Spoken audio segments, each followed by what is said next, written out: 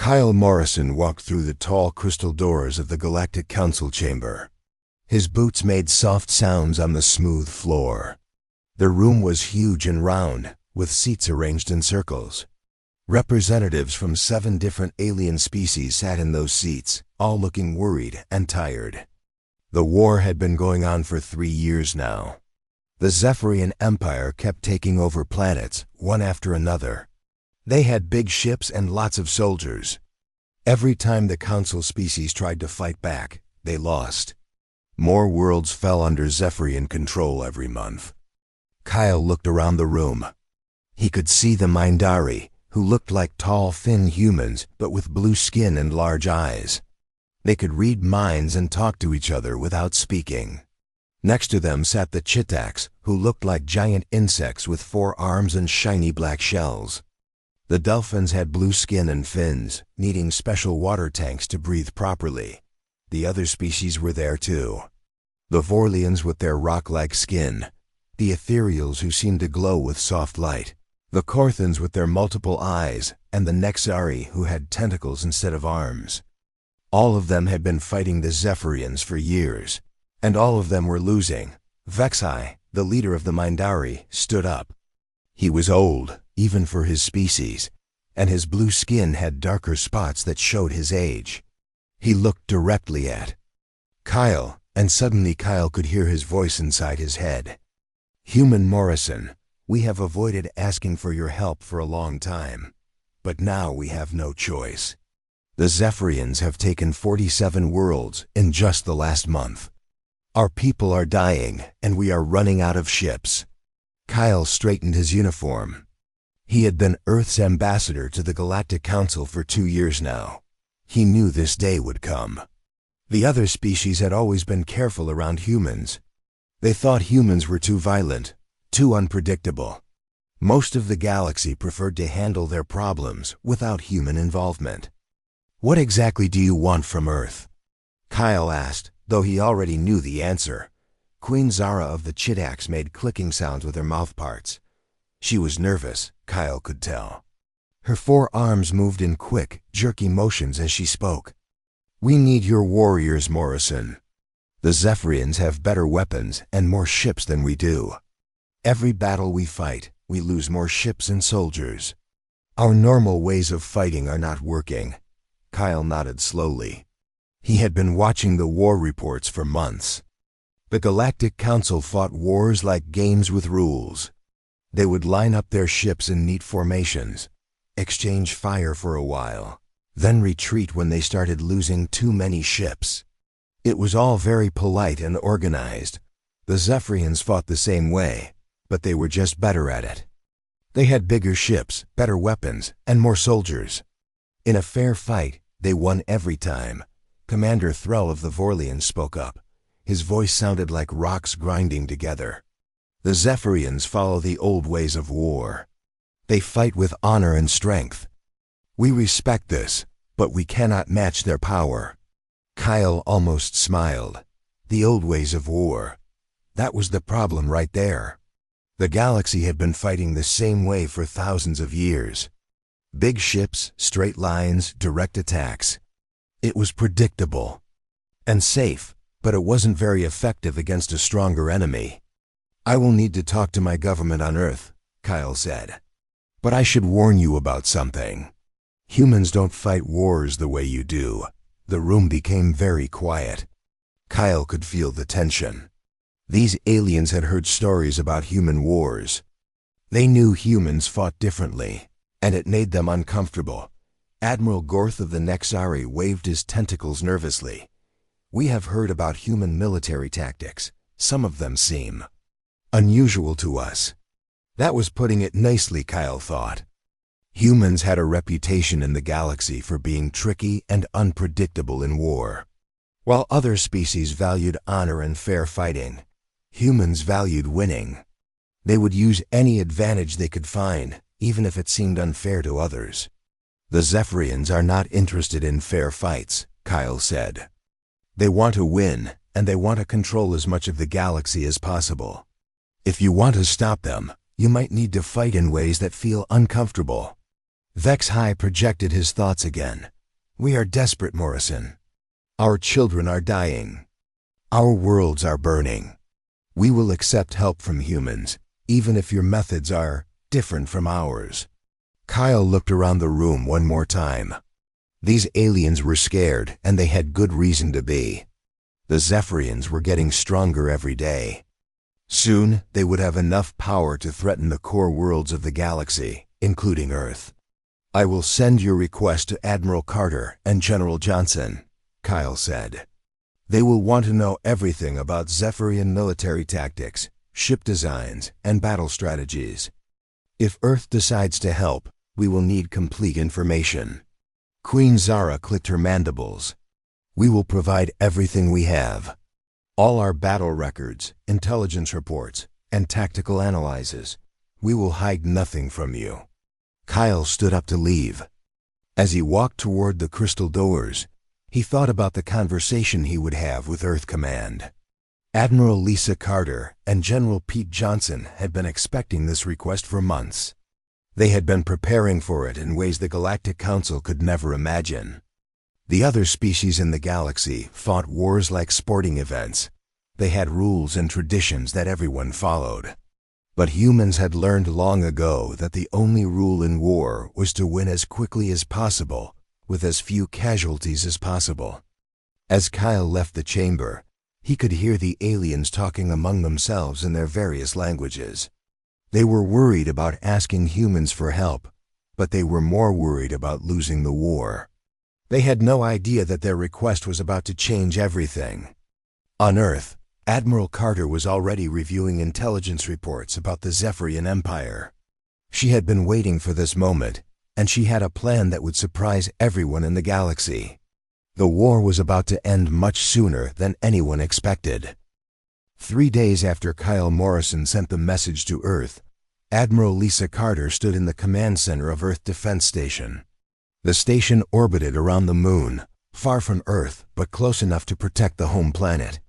Through the large windows, she could see the blue and green world where humanity was born. Lisa was 52 years old and had been in the Earth Navy for 30 years. She had fought in the Mars Colonial War and the Asteroid Belt conflicts. She knew how to win. Battles that other people thought were impossible to win. General Pete Johnson walked into the command center. He was older than Lisa, with gray hair and scars on his hands from ground battles. Pete had fought on 12 different worlds, always against enemies who had better weapons or more soldiers. He had learned that in war, being clever was more important than being strong. The Galactic Council's message came through, Pete said. They're officially asking for our help. They want us to send ships and soldiers to fight the Zephyrians. Lisa smiled. She had been waiting for this request for 2 years. While the galaxy had been watching the war get worse, Earth had been preparing. But they weren't preparing to fight the kind of war the aliens expected. Captain Jake Sullivan entered the room. He was young for a captain, only 35 years old, but he was the best pilot in the Earth fleet. His ship, the Terran Strike, was one of the new design vessels that the aliens had never seen before. The Ghost Fleet is ready for deployment, Jake reported. All 30 ships are fully staffed and equipped. The crews have been training for this mission for 18 months. Captain Amy Roberts came in right behind Jake. She commanded another new ship called the Phantom. Amy was an expert in stealth operations and electronic warfare. She could make a spaceship disappear from enemy sensors and reappear anywhere she wanted. Our intelligence on the Zephyrians is complete, Amy said. We know how they think, how they fight, and what they consider important. Dr. Brooks has been studying their psychology for 2 years. Dr. Helen Brooks was Earth's leading expert on alien minds. She was a small woman with sharp eyes who could figure out how different species thought and what made them make decisions. She had spent years studying captured Zephyrian communications and battle records. Helen walked over to the large display screen in the center of the room. With a few touches, she brought up images of Zephyrian ships and battle formations. The Zephyrians fight like an old Earth army, she explained. They have a strict chain of command. Every order comes from the top and goes down through many levels. They like big, impressive ships that show their power. They fight in straight lines and never retreat unless they are completely defeated. Pete laughed. Sounds like they never learned the first rule of warfare. If your enemy knows what you're going to do, you're already losing. Lisa nodded. What about their weaknesses, Helen? Helen touched the screen again, and new images appeared. These showed Zephyrian communication networks, supply lines, and command structures. They depend completely on their communication system, Helen said. Every ship, every base, every planet is connected to a central network. If that network goes down, they can't coordinate their forces. Also, they have never faced an enemy who doesn't fight fair. Define fair, Jake asked. The Zephyrians expect their enemies to announce their attacks, fight during daylight hours, and target only military objectives. They consider it dishonorable to attack supply lines, communication centers, or command posts when they're not defended. Amy shook her head. They're going to learn that humans have a different definition of honor. Lisa walked over to another display that showed the Ghost Fleet. These were not the kind of ships the galaxy was used to seeing. They were small, fast, and almost invisible to most sensors. Each ship carried only 12 crew members, but they had enough firepower to disable much larger vessels. The plan is simple, Lisa explained. While the Galactic Council expects us to send a big fleet to join their battle lines, we're going to do something completely different. The Ghost Fleet will go directly into Zephyrian space and attack their command and control systems. Lieutenant Commander Nick Davis joined the group. He was the youngest officer in the room, but he led the most dangerous unit in the Earth military. The Stealth Operations Division was made up of soldiers who could infiltrate enemy positions without being detected. My teams are ready to board Zephyrian command ships, Nick reported. We won't hurt anyone unless we have to. Our job is to disable their communication systems and upload our software into their computers. What kind of software? Pete asked. Helen smiled. Something that will make them think very carefully about whether they want to continue this war. We're going to show them exactly how much the war is costing them and how much they could gain by ending it. Lisa looked at her officers. These were the people who would end the war that had been going on for 3 years. But they wouldn't do it with big battles or thousands of casualties. They would do it by making the Zephyrians realize that fighting was not in their best interest. The Zephyrians think they're fighting for glory and conquest, Lisa said. But we've analyzed their real situation. They're spending more resources on this war than they're gaining from the planets they conquer. If we can make them see that, they might choose to stop fighting. Jake raised his hand. What if they don't want to listen to reason? Then we'll have to be more persuasive, Pete answered. But I don't think it will come to that. From what Helen has told us, the Zephyrians are logical thinkers. When they see the facts, they'll make the right choice. Amy looked at the star maps showing Zephyrian territory. How long do you think the operation will take? Lisa thought for a moment. If everything goes according to plan, the war should be over in about an hour. The room went quiet. An hour seemed impossible, but everyone in the room knew that Lisa Carter had never failed to deliver on her promises. She had ended conflicts that others thought would last for years. The Ghost Fleet launches in 6 hours, Lisa announced. By this time tomorrow, the galaxy will be a very different place. As the officers left to prepare their ships and crews, Lisa stayed behind to look at the Earth through the window. Soon, her planet would be known throughout the galaxy not as a world of warriors, but as a world of peacemakers who ended wars instead of starting them. Fleet Commander Zektar stood on the bridge of his massive warship, the dominant force. The ship was 3 kilometers long and carried 5,000 Zephyrian soldiers. Through the large viewing screen, he could see dozens of other Zephyrian ships in perfect formation. His fleet controlled this entire section of space. Zektor was proud of his empire's success in the war. In 3 years, they had conquered over 200 worlds. The other species in the galaxy were weak and fought without proper strategy. They always announced their attacks ahead of time and fought during normal hours. It made them easy to defeat. Commander Velanen approached Zektar's command chair. Velanen was young and eager to prove himself in battle. He had studied at the Zephyrian Military Academy and knew all the traditional rules of warfare.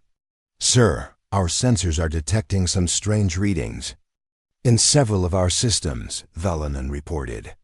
"There are small gravitational changes, but we cannot see any ships or objects causing them." Zektar looked at the display screen showing sensor data.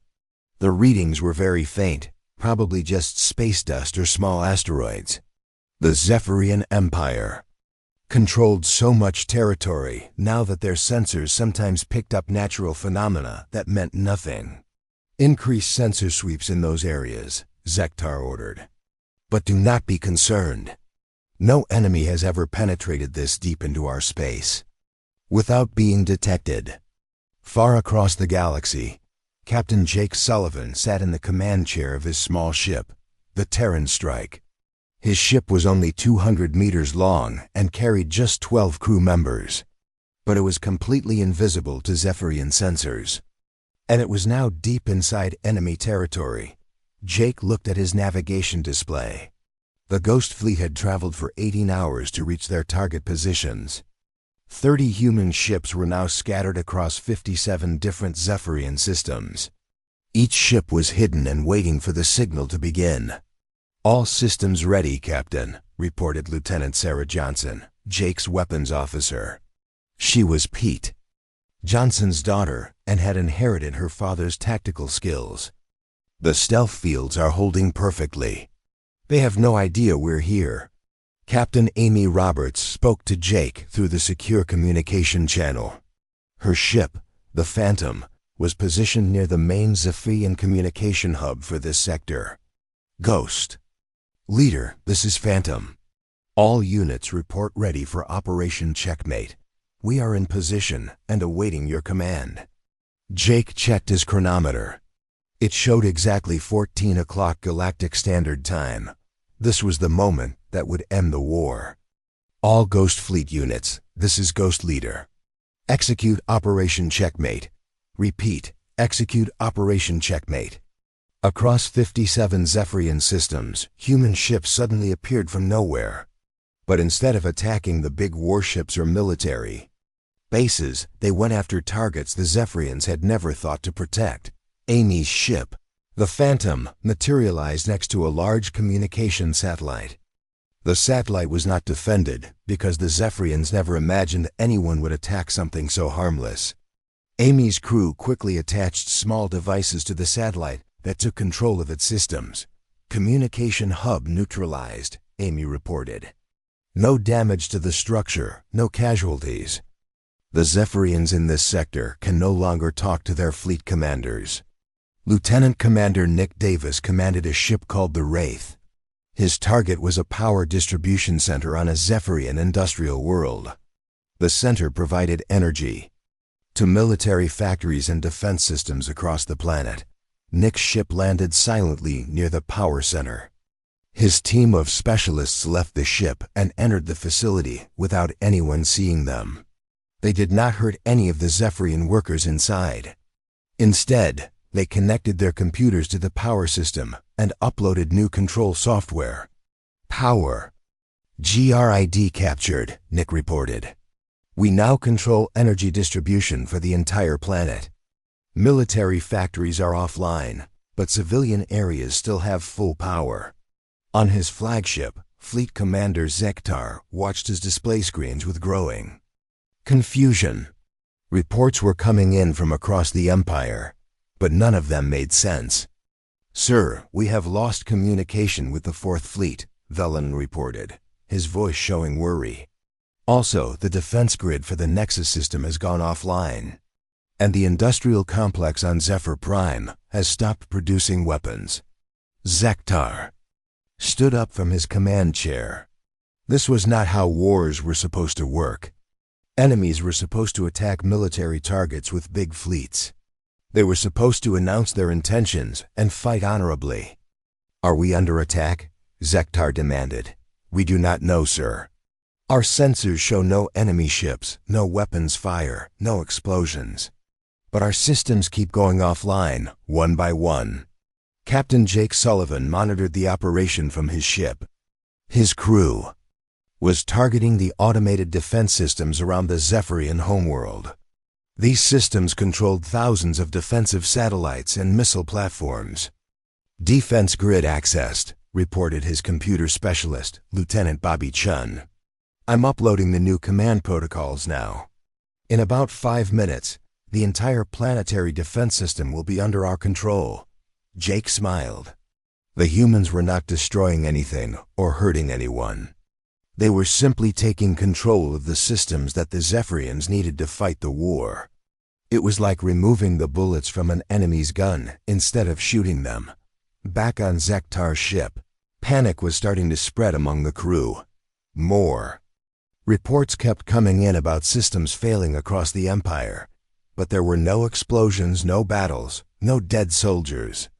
"Sir, something is wrong," Velanen said. "This is not how wars are fought. Where are the enemy fleets? Where are the battle formations? Why are they not attacking our ships?"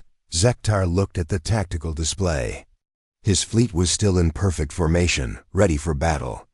His ships were undamaged and his soldiers were ready to fight. But somehow, the Empire was losing the war without a single shot being fired. Then, every communication screen in the Zephyrian fleet lit up with the same message. A human face appeared, speaking in perfect Zephyrian language. "Attention Zephyrian Command. This is Captain Jake Sullivan of the Earth Defense Force.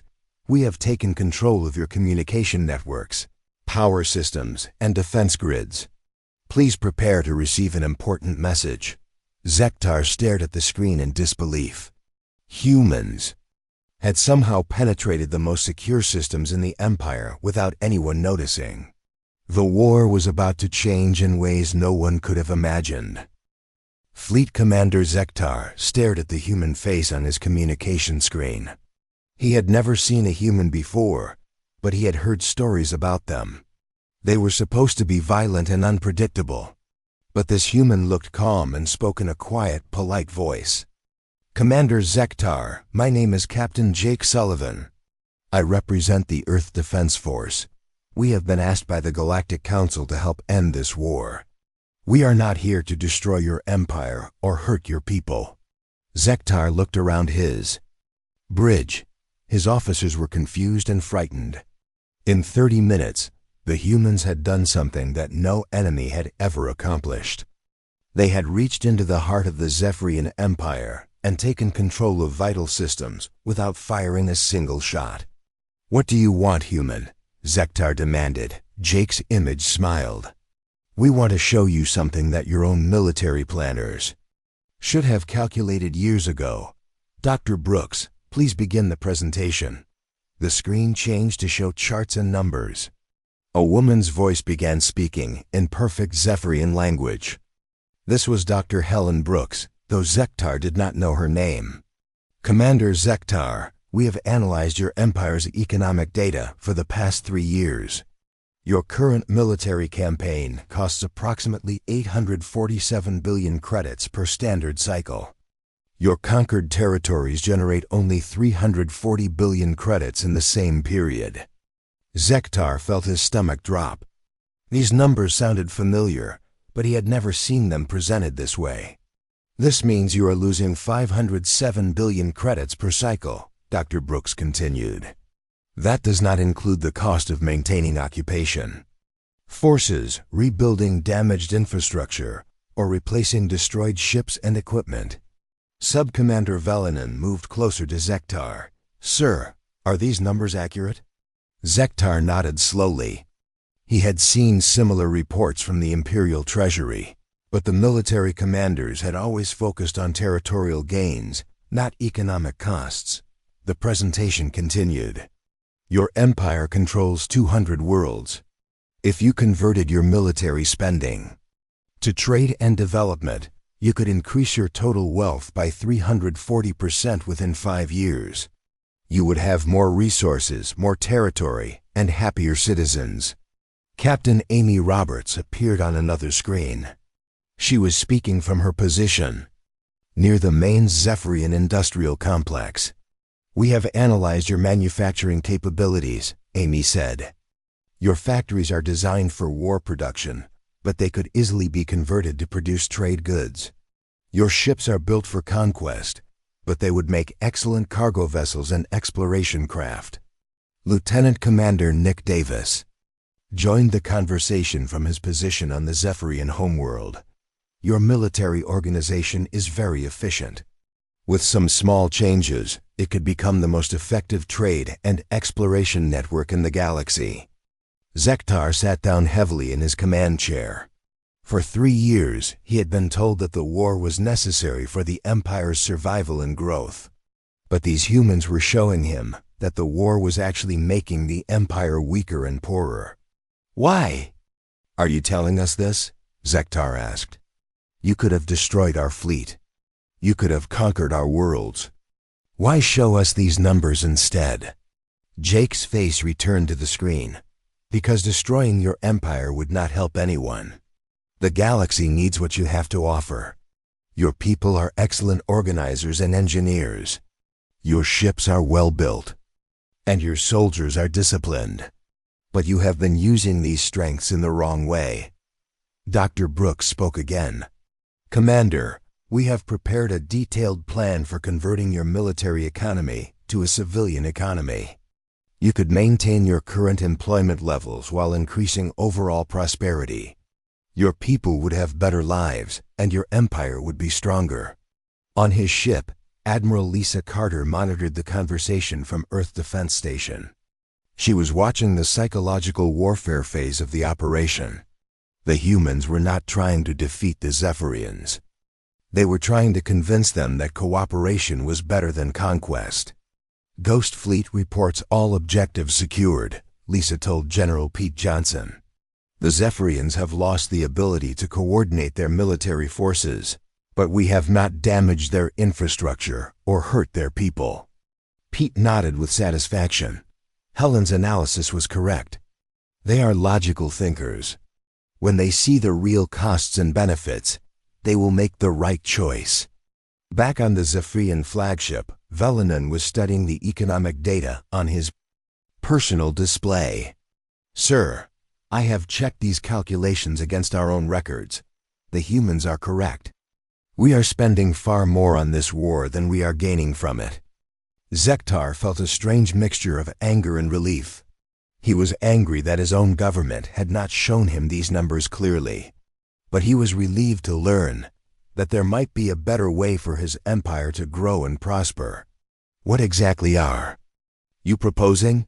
Zektar asked the humans. Jake smiled. "We propose the creation of the Galactic Trade Cooperative.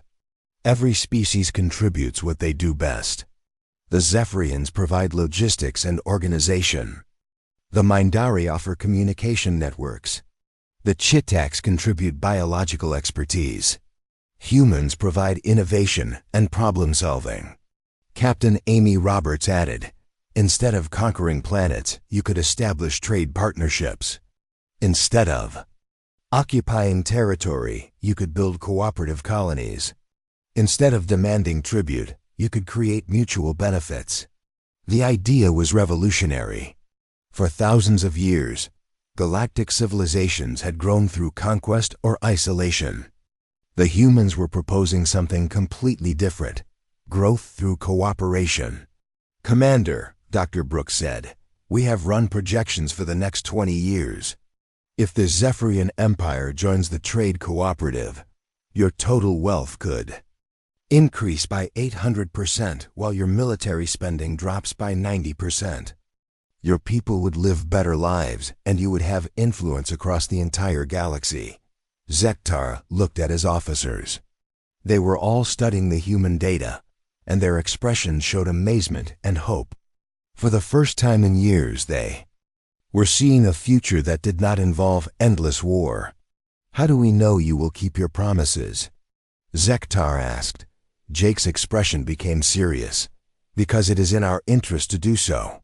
A prosperous Zephyrian empire that trades instead of conquers makes the entire galaxy safer and richer.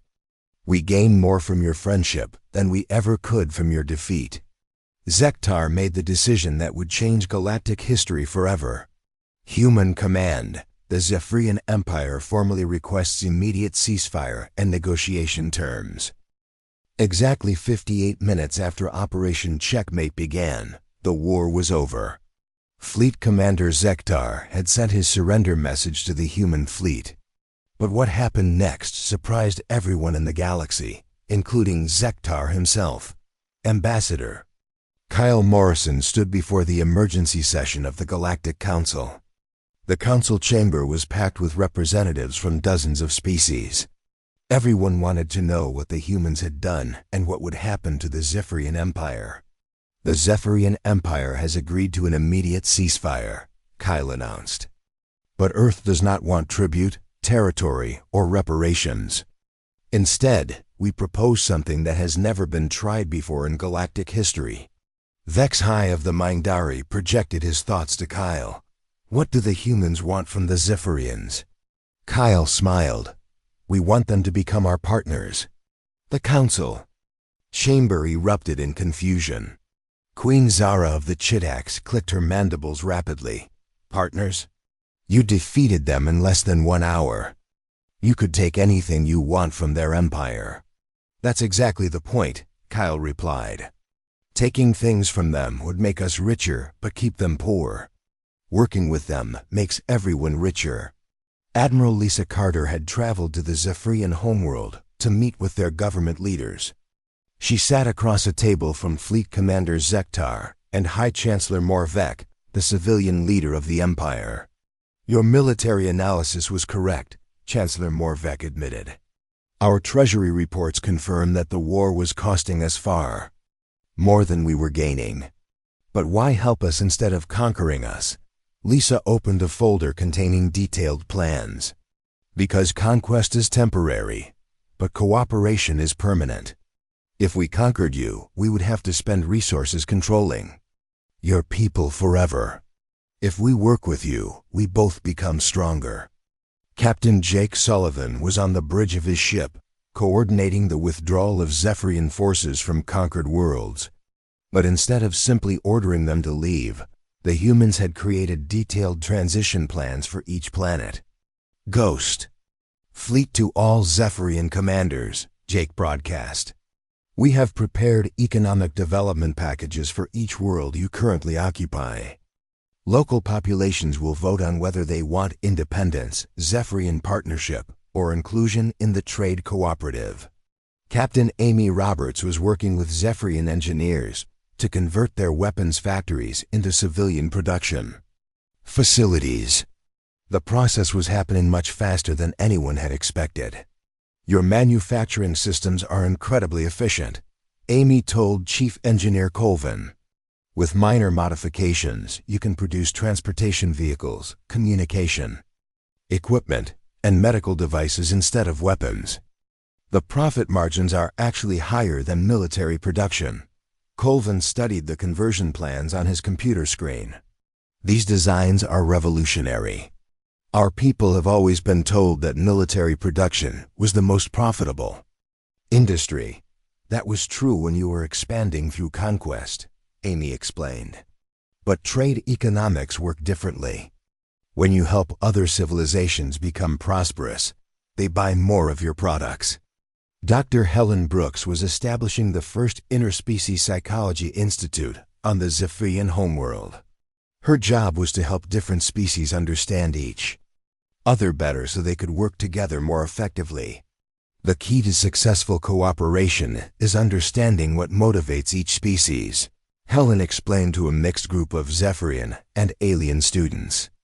Zephyrians value efficiency and logical organization. Mindari value mental harmony and shared knowledge. Chitax value biological diversity and adaptation.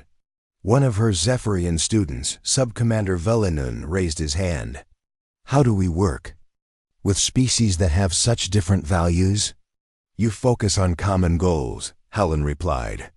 Every species wants prosperity, security, and growth. The methods might be different, but the objectives are the same. 3 months after the war ended, the results were already visible throughout the galaxy. Former Zephyrian war fleets had been converted into exploration and cargo vessels. The ships that once carried invasion armies now carried trade goods and scientific equipment. Lieutenant Commander Nick Davis was working with Zephyrian security forces to establish the first joint patrol units.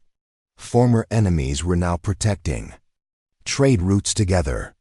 Your soldiers adapt quickly to new missions, Nick told Commander Riktos, a former Zephyrian invasion leader. They have the discipline and training to be excellent peacekeepers. Riktos looked at the mixed crew of humans and Zephyrians on his bridge. Fighting was simpler. We pointed our weapons at enemies and fired. Now we must think about economics, diplomacy, and cooperation. It is more difficult but more interesting. The Galactic Trade Cooperative was growing rapidly. Within 6 months, 47 different species had joined. Trade volume increased by 300% in the first year. Conflicts between species dropped to the lowest level in recorded galactic history. Kyle Morrison was promoted to Director of Interspecies Relations. His office was now on a space station that orbited between Earth and the Zephyrian homeworld. Representatives from dozens of species worked together in the same building. When young diplomats asked Kyle to explain how humans had ended a galactic war in just 1 hour, he always gave the same answer.